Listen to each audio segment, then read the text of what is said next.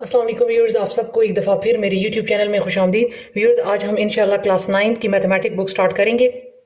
बहुत सारे लोगों ने कहा कि क्लास 4th से लेकर जो आगे आपने चैप्टर्स छोड़े हुए हैं उनको कंप्लीट करें, कुछ कह रहे हैं कि नहीं 9th क्लास से स्टार्ट करें। तो मैं ऐसा काम करूँगी कि एक दिन मैं 9th चैप्टर करूँगी और एक दिन मैं 4th क्लास के जो चैप्टर मैंने छोड़े हुए हैं मैं उनको करवाऊँगी, ताकि बेसिक भी कवर होता रहे और हायर लेवल की मैथ भी कवर होती रहे। तो चलते हैं अपने टॉपिक की तरफ। मेरे पास है मैट्रिसेस। सबसे पहले मैं बताऊंगी कि मैट्रिसेस हमारे पास होता क्या है। हमारे पास मैं एग्जांपल से आपको समझा देती हूँ। ये मेरे पास स्क्वायर ब्रैकेट है, इसमें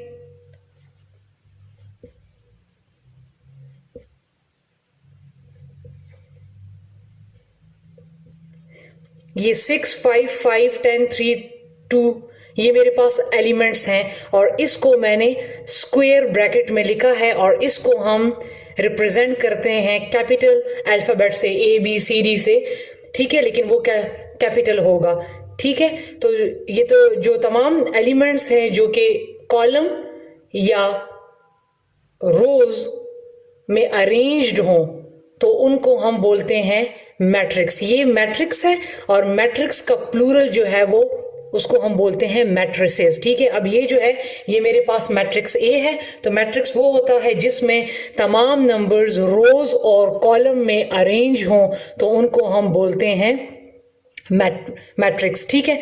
इसमें मेरे पास ये 10, 3, 2 ये एक एक जो है ये मेरे पास एलिमेंट और या हम इसको बोलते हैं एंट्री। इसमें मेरे पास रोज जो है ये हैं, ये मेरे पास जो हॉरिजेंटल लाइंस में हैं ये मेरे पास हैं रोज, और जो वर्टिकल हैं ये मेरे पास हैं कॉलम, ठीक है व्यूअर्स। तो ये मेरे पास हुआ मैट्रिक्स। इसमें एक और चीज मेरे पास है ऑर्डर ऑफ मैट्रिक्स। के ऑर्डर ऑफ मैट्रिक्स किसे कहते हैं? ऑर्डर या डायमेंशन, ठीक है, दोनों एक ही हैं। डायमेंशन ऑफ मैट्रिक्स क्या होता है? तो ऑर्डर या डायमेंशन ऑफ मैट्रिक्स हमारे पास ये होता है कि मैट्रिक्स में कितने रोज हैं, कितने कॉलम हैं।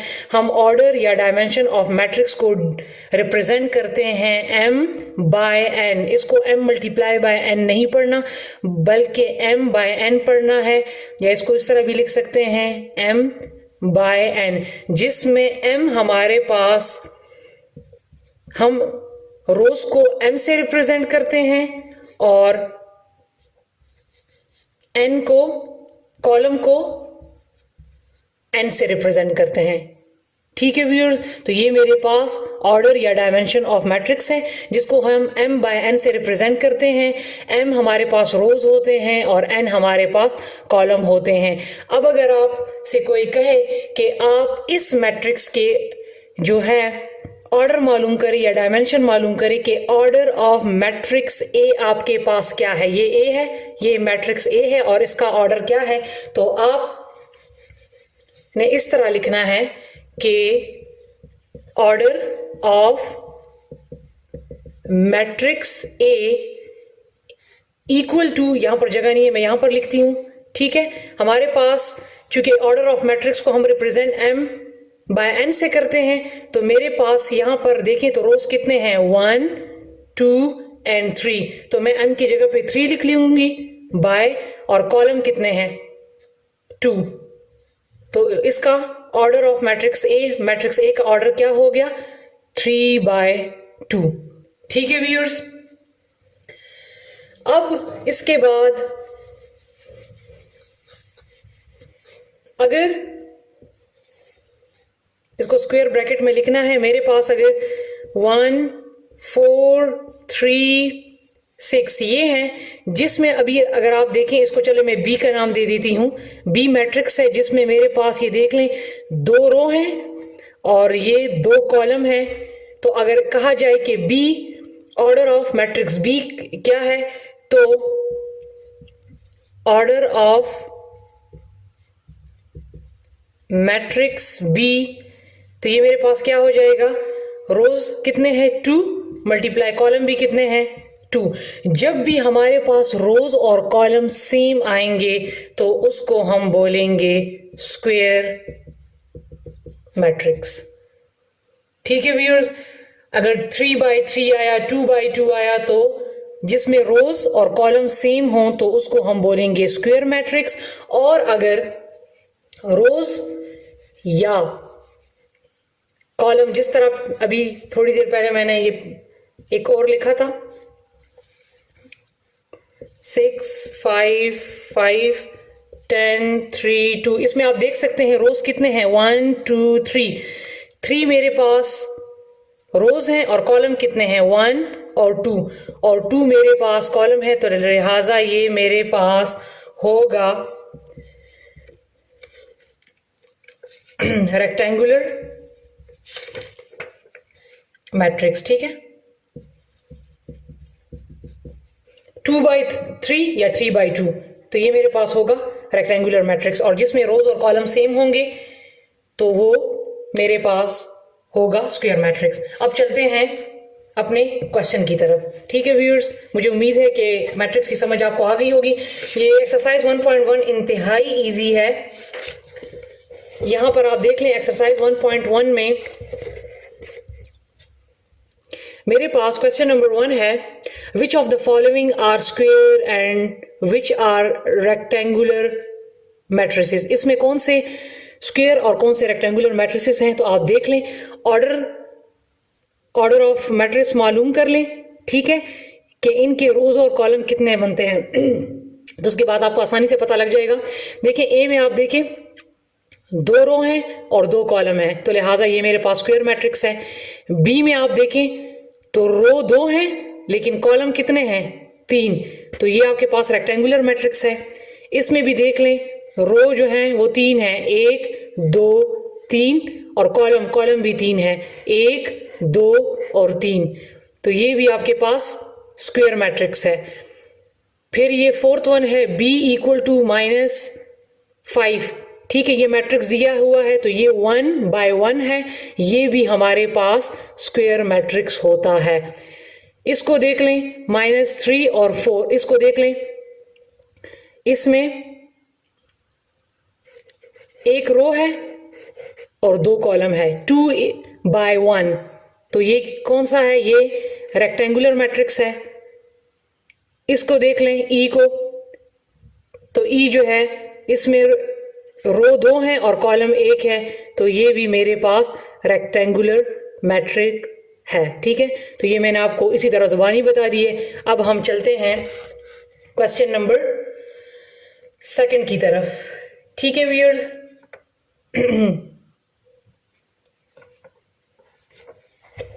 मेरे पास क्वेश्चन नंबर 2 है, list the order of the following matrices. इसमें तो नाम बताने थे, इसमें आपने ऑर्डर बताना है, कितने रोज हैं कितने कॉलम हैं।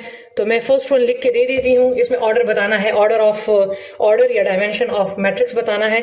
तो मेरे पास ए है 1 2 -1 और 3 4 2, इसका ऑर्डर बताना है, कितने रोज हैं 2 रोज हैं, क्योंकि हमारे पास m बाय n होता है तो पहले हम रोज लिखते हैं।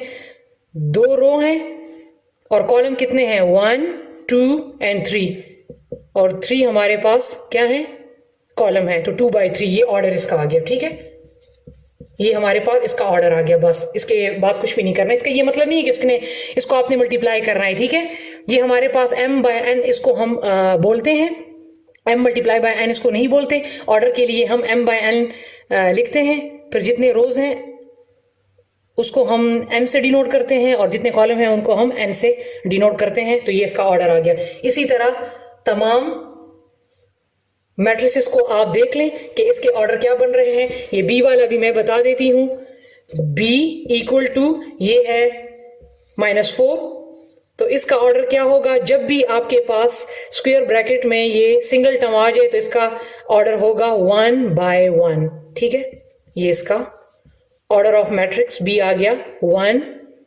बाय 1, ये इसका हो गया। ठीक है, इसी तरह ये तमाम जो मैट्रिसेस हैं ये आप देख लें और इसके ऑर्डर्स को आप इस तरह लिख लें। अब हम चलते हैं नंबर 3 की तरफ। नंबर 3 मेरे पास है ए मैट्रिक्स मेरे पास गिवन है, गिव द फॉलोइंग एलिमेंट्स, और हमने फाइंड क्या करना है, A12 A23 A32 A43 A13 and A33। ये मैट्रिक्स हमें दिया हुआ है, ए मैट्रिक्स दिया हुआ है। तो मैं लिख लेती हूँ A इक्वल टू, ठीक है, मेरे पास गिवन है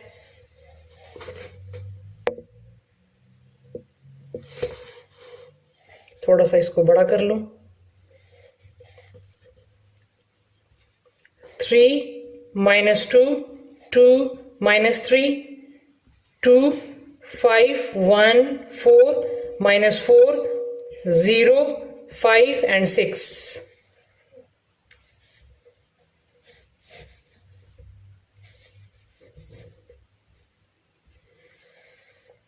ये मेरे पास मैट्रिक्स है। हमने क्या करना है, हमने एलिमेंट मालूम करना है A12। इसमें ये जो 1 जो है ये मेरे पास रो है और 2 जो है ये मेरे पास कॉलम है। मीन अगर आप इसको इस तरह कर ले MN, तो ये मैंने एलिमेंट को किस में देखना है, फर्स्ट रो में, क्योंकि 1 है, और कॉलम कौन सा है, सेकंड। फर्स्ट रो और सेकंड कॉलम में मैंने एलिमेंट देखना है कि मेरे पास एलिमेंट कौन सा आता है। फर्स्ट रो और सेकंड कॉलम का मेरे पास एलिमेंट क्या बनता है, तो मेरे पास फर्स्ट रो ये है, ठीक है, और 2 मीन सेकंड कॉलम मेरे पास ये है, ये फर्स्ट है और ये सेकंड, तो ये मेरे पास सेकंड कॉलम है, तो इसका एलिमेंट मेरे पास बनता है 2। ठीक है, क्योंकि अगर मैं फर्स्ट रो में ये एलिमेंट लूंगी तो ये मेरे पास थर्ड कॉलम पे कॉलम बनेगा, और अगर मैं फर्स्ट रो का फर्स्ट एलिमेंट लूंगी तो ये मेरे पास फर्स्ट कॉलम में बनेगा। तो लिहाजा मैंने फर्स्ट रो में और सेकंड कॉलम में देखना है, तो ये एलिमेंट मेरे पास बन रहा है 2, तो A12 मेरे पास आ गया 2।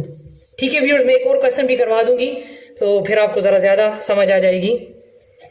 ठीक है, इसको मैं दोबारा लिख लेती हूँ, 3 - 2 2 - 3 2 5 1 4 -4 0 5 6। ठीक है, दूसरा इसमें मालूम करना है A23, तो 2 मेरे पास ये इसी तरह भी मैंने बताया था M और N। 2 मेरे पास रो है और 3 मेरे पास कॉलम है, तो अब मैंने एलिमेंट किस में देखना है, सेकंड रो में देखना है, सेकंड रो और थर्ड कॉलम में। तो ये सेकंड रो है मेरे पास और ये मेरे पास थर्ड कॉलम है, तो मेरे पास इसका एलिमेंट क्या बन रहा है, 0। क्योंकि रो को तो मैंने सेकंड लेना है, तो सेकंड रो को मैंने ले लिया, लेकिन और कॉलम मैंने कौन सा लेना है, थर्ड। अगर मैं इसको लूंगी तो ये फिर मेरे पास रो फर्स्ट बनेगा, अगर इसको लूंगी तो रो मेरे पास थर्ड बनेगा। ठीक है, अगर इसको एलिमेंट को लूंगी तो फिर मेरे पास कॉलम सेकंड बनेगा। तो उन्होंने कहा है कि सेकंड रो लेना है और थर्ड कॉलम लेना है। आप इसको थोड़ा सा मैंने इसका एक थोड़ा सा ट्रिक बता दूं अगर आपकी आसानी के लिए, कि सेकंड रो आप ले लें और सेकंड रो का जो थर्ड एलिमेंट है वो आप ले लें, तो ये आपके पास क्या आ रहा है, 0। ठीक है, इसमें एक और भी बता देती हूं, मेरे पास है A32। आपने इसमें रो कौन सा लेना है, थर्ड। ये मेरे पास थर्ड रो है, फर्स्ट सेकंड थर्ड रो है, और कॉलम कौन सा है, सेकंड मेरे पास ये कॉलम है, तो इसका एलिमेंट मेरे पास क्या बनेगा, 1। सिंपली आप इस तरह कर लें, रो क्या है, रो थर्ड ले लिया और थर्ड रो का सेकंड एलिमेंट कौन सा है, 1। इसको इस तरीके से भी आप कर सकते हैं। ठीक है व्यूअर्स, तो आप कर लें, थोड़ा सा मुश्किल आपको लगेगा लेकिन प्रैक्टिस करें तो आपको फिर इजीली समझ आ जाएगा। औरों को भी इसी तरह करें। अगर फिर भी कोई मसला हो तो कमेंट में आप अपना मैसेज छोड़ दें, मैं फिर आपको उसका रिप्लाई दे दूंगी। अगर किसी को समझ नहीं आया तो फिर मैं दोबारा करवा दूंगी। ठीक है व्यूअर्स। जी तो व्यूअर्स, अब मेरे पास क्वेश्चन नंबर 4 है कि which of the following matrices are equal. ये 4 मैट्रिसेस दिए हुए हैं, हमने देखना है कि इसमें कौन कौन से मैट्रिसेस इक्वल हैं। तो मैं क्वेश्चन लिखती हूँ। ए मेरे पास है 2 1 5 3, बी मेरे पास है 2 4 5 3 और सी मेरे पास है 1 + 1 4, 3 + 2 2 + 1 और डी मेरे पास है 2 1 4 + 1 3। अब आप देखिए ए में कौन से एलिमेंट है 2 5 1 3। अब आपने देखना है इसमें 2 5 4 3 है, तो ए तो बी के बराबर बिल्कुल नहीं आ रहा। अब अगर हम इसको देख लें, इसको हम सॉल्व कर लेते हैं, तो हम देखते हैं कि ए जो है वो सी के बराबर आता है या ए जो है वो डी के बराबर आता है। तो मैं इसको पहले सी को सॉल्व कर लेती हूँ। 1 + 1 2, 4 अपनी जगह पे, 3 + 2 5 एंड 2 + 1 3। तो ए और 3 को देख लें, ये भी इक्वल नहीं है क्योंकि इसमें यहाँ 1 है, यहाँ पे 4 है। डी को मैं कर लेती हूँ, तो 2 1 4 + 1 5 और 3। तो अब आप देख सकते हैं कि ए में भी 2 5 1 3 है और डी में भी 2 5 1 3 है। तो लिहाजा आप लिख लें कि ए इज इक्वल टू डी। और बी में देख लें, 2 है 5 है 4 है 3 है और सी में भी मेरे पास क्या आ गए हैं 2 5 4 3। तो लिहाजा बी इज इक्वल टू सी। तो ये आपके पास मैट्रिसेस इक्वल आ गए हैं। ठीक है व्यूअर्स, अब हम चलते हैं अपने नेक्स्ट क्वेश्चन की तरफ। मेरे पास नेक्स्ट क्वेश्चन है question number 6, sorry question number 5। A ये है मैट्रिक्स, बी ये है, for what values of U V and W are A and B equal. हमने इसमें यू वी और डब्ल्यू की वैल्यूज को बताना है कि ए और बी में जो हैं इनकी कौन सी वैल्यूज जो हैं इसके इक्वल आती हैं। तो जब मैं ये क्वेश्चन करूंगी तो आपको समझ आ जाएगी। ए मेरे पास है 2 - 3 u 0 और बी मेरे पास है v -3 5 w। इसमें मैंने ये जो u v w दिया हुआ है, इसकी वैल्यूज को मैंने बताना है कि ये जो हैं ए और बी में किसके इक्वल आ रहे हैं। ठीक है, तो आपने क्या करना है, मेरे पास यहां पर u है, इस मैट्रिक्स में u है, तो यहां पर जो एलिमेंट है वो ही यहां पर इसको आपने इसी को लेना है।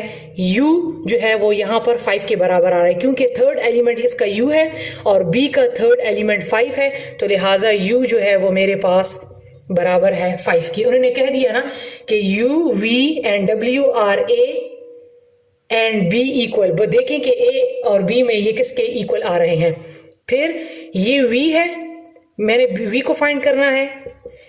v यहाँ पर फर्स्ट एलिमेंट है, तो इसमें देख लें कि v का यहाँ पर फर्स्ट एलिमेंट कौन सा है 2, तो v मेरे पास आ रहा है 2 के बराबर। इसी तरह यहाँ पर 1 2 3 4, यहाँ पर फोर्थ एलिमेंट b का क्या है w और यहाँ पर फोर्थ एलिमेंट क्या है 0। तो लिहाजा w मेरे पास बराबर आ गया 0 के। बस इसका यही बताना था। ठीक है, जो दिया हुआ है u v w दिया हुआ है, इसका आप a और b में देखें कि कौन सा एलिमेंट किस जगह पर है। v फर्स्ट है तो इसका फर्स्ट एलिमेंट ये बन रहा है, u थर्ड है तो इसका थर्ड एलिमेंट ये बन रहा है, w फोर्थ है तो इसका फोर्थ एलिमेंट ये बन रहा है। तो इसका आंसर यही आएगा। अब मैं चलती हूँ क्वेश्चन नंबर 6 की तरफ।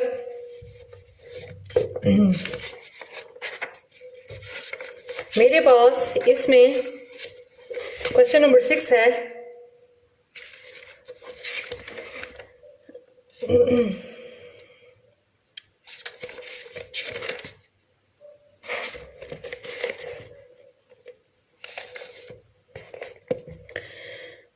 इफ ये मैट्रिक्स दिया हुआ है equal to this matrix, if अगर ये मैट्रिक्स इसके बराबर है, find the values of A B C X Y Z. तो इनकी वैल्यूज फाइंड करें। ठीक है, इन्होंने ये कह दिया कि ये अगर इसके इक्वल है तो इसकी वैल्यू फाइंड करें। तो मैं मैट्रिक्स लिख लेती हूं। मेरे पास x + 3 - 6 b minus 3, z plus 4, a minus 1, minus 21, 2y minus 7, 0, 0। इन्होंने कहा है कि ये इक्वल है किसके, यहां मेरे पास जगह नहीं है तो लिहाजा मैं यहां पे लिख लेती हूं, किसके इक्वल है, 0 minus 6, 2b plus 4, 6 minus 3 minus 21, 3y minus 2, 2c plus 2, और ये है 0। ठीक है, इन्होंने हमें ये दे दिया है जी। तो व्यूअर्स, अब मैंने इसमें वैल्यूज फाइंड करने हैं, ठीक है, ए बी सी और एक्स वाई जी। तो मेरे पास फर्स्ट टर्म यहाँ पर क्या है, x प्लस 3। तो इस मैट्रिक्स में फर्स्ट एलिमेंट x प्लस 3 है, तो लिहाजा इसमें ही आपने वही देखना है। तो यहाँ पर फर्स्ट एलिमेंट क्या है, 0। इन्होंने कह दिया है कि ये मैट्रिक्स इसके बराबर है, तो लिहाजा x प्लस 3 इक्वल टू 0। और x की जब वैल्यू फाइंड करूंगी तो x को अपनी जगह पे रखा, इक्वल टू प्लस 3 उधर चला जाएगा तो मेरे पास आ जाएगा माइनस 3। तो लिहाजा मैंने x की वैल्यू फाइंड कर ली, x की वैल्यू मेरे पास आ गई है माइनस 3। अब मैंने क्या करना है, z की वैल्यू फाइंड करनी है। तो देखिए, फर्स्ट रो है, फर्स्ट रो में ये सेकंड एलिमेंट है, तो ये फर्स्ट रो में सेकंड एलिमेंट क्या है, 6। तो z प्लस 4 इक्वल टू 6 के बराबर। ठीक है, z अपनी जगह पे, 6 अपनी जगह पे, 4 उधर चला जाएगा तो माइनस हो जाएगा, तो z इक्वल टू 2। तो मेरे पास z की वैल्यू भी आ गई है 2। ठीक है, इसी तरह मैंने अब फाइंड करना है y की वैल्यू। तो यहाँ पर 2y माइनस 7 है, ये इसके बराबर होगा। जो यहाँ पर एलिमेंट होगा उसी को यहाँ पर इसके बराबर आपने लिखना है। ठीक है, 2y माइनस 7 यहाँ पर है, और फर्स्ट रो का थर्ड एलिमेंट, और यहाँ पर फर्स्ट रो का थर्ड एलिमेंट ये है 3y माइनस 2। 2y अपनी जगह पे, 3y इधर आ जाएगा तो माइनस 3y हो जाएगा, इक्वल टू माइनस 2 अपनी जगह पे, माइनस 7 उधर जाएगा तो प्लस 7। 2y से 3y माइनस करें तो आ जाएगा minus y, equal two plus minus minus 7 से 2 माइनस करें तो आ जाएगा 5। हम नेगेटिव साइन जो है वो कांस्टेंट के साथ लिखते हैं, तो y is equal to minus 5। ठीक है, तो y की वैल्यू भी फाइंड हो गई है माइनस 5। अब हमने किस चीज़ की वैल्यू फाइंड करनी है, a, b और c की। तो यहाँ पर देखें, यहाँ पर मेरे पास है, यहाँ से मैं a की वैल्यू फाइंड करूंगी तो a माइनस 1 इक्वल टू, यहाँ पर a माइनस 1 मेरे पास माइनस 3 के बराबर है। तो a अपनी जगह पे, माइनस 3 अपनी जगह पे, माइनस 1 उधर जाएगा तो प्लस 1 हो जाएगा। a equal to minus plus minus, तो जब 3 से 1 माइनस करेंगे तो 2 आ जाएगा, और साइन बड़ी रकम का। तो a की वैल्यू भी फाइंड हो गई, आ गई है माइनस 2। अब b को फाइंड करना है, तो b माइनस 3 किसके बराबर है, यहाँ पर equal to 2b plus 4। b अपनी जगह पे, 2b को इधर ले आए तो माइनस 2b हो जाएगा, प्लस 4 अपनी जगह पे, माइनस 3 उधर ले जाएं तो प्लस 3 हो जाएगा। तो b से 2b से b माइनस करें तो b आ जाएगा 1b, और साइन बड़ी रकम का तो माइनस, इक्वल टू 7। हम साइन जो है वो नंबर के साथ लगाते हैं, कांस्टेंट के साथ, तो b इक्वल टू माइनस 7। तो b की वैल्यू भी फाइंड हो चुकी है।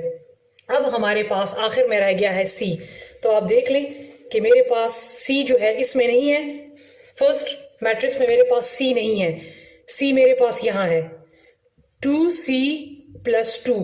तो ये किसके बराबर है, यहाँ पर, क्योंकि यहाँ पर अब 2c प्लस 2 जो है वो टर्म यहाँ पर मौजूद है, तो लिहाजा इसका टर्म मैंने यहाँ पर देखना है। तो ये इज इक्वल टू 0। तो 2c इक्वल टू 2 जब उधर चला जाएगा तो माइनस 2 हो जाएगा।